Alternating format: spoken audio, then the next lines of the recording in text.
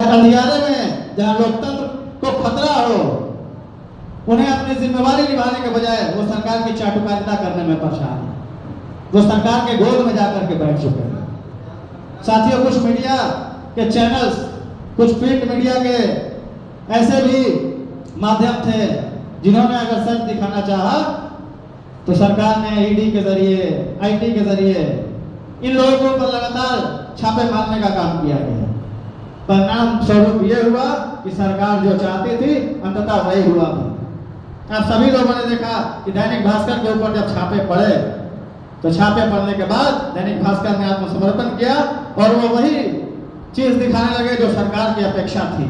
जो सरकार चाहती है वो लोग वही दिखाते हैं। आप देखेंगे जब 90 के दौर में हमारे राष्ट्रीय अध्यक्ष ने कुर्सी संभाली तो क्या स्थिति थी समाज के अंदर।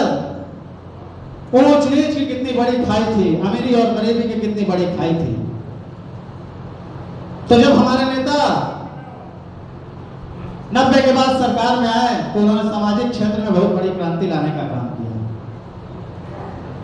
जब हमारे नेता 90 के बाद मुख्यमंत्री बने तो उन्होंने राजनीतिक क्षेत्र में बहुत बड़ा क्रांति करने का काम किया। लेकिन आज की मीडिया उस सच को नहीं दिखाती है। और ये मीडिया आज की बात नहीं है कि आज बिक चुकी है। ये मीडिया कभी भी आपकी नहीं रही है। इन्होंने आज तक कभी सच दिखाने का काम नहीं किया है।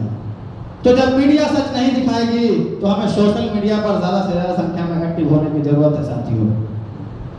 क्योंकि सोशल मीडिया ही एक ऐसा प्लेटफॉर्म हमारे पास बच गया है जिसके तहत हम पार्टी के विचारों को, पार्टी के कामों को लोगों तक पहुंचा सकते हैं।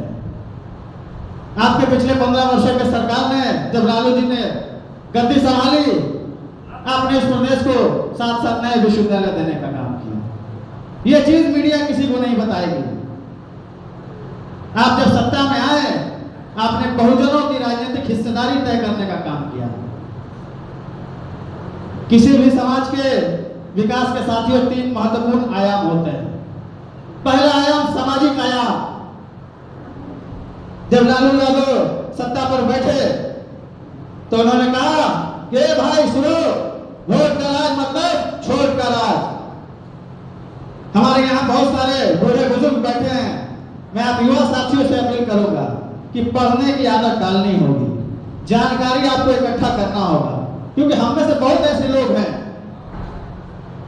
जिनके बड़े होते होते तक सत्ता जा चुकी थी। हमें असल में पता ही नहीं है कि उस दौर में हमारे बाप दादाओं ने क्या संघर्ष किया। यहाँ बैठे लोगों ने कितनी मुशक्कत के बाद सामाजिक न्याय को इस समाज में स्थापित करने का काम किया है।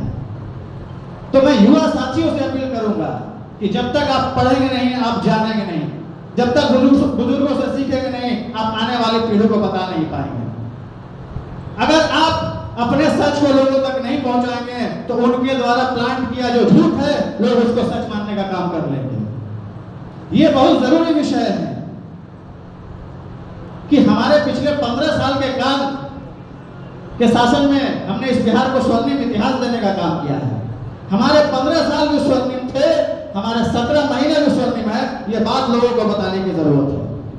और आपके नेताओं ने इतना काम करके इस प्रदेश को दिया है, इस देश को दिया है कि आप गिनाते गिनाते थक जाएंगे। आज लोगों को यह बात पता नहीं है। तभी बहुत आसानी से आप देखिएगा कि फेसबुक के माध्यम से, ट्विटर के ऊपर बहुत सारे पेजेस चलते हैं। वो पेज भाजपा के आईटी सेल के द्वारा संचालित किया जाता है।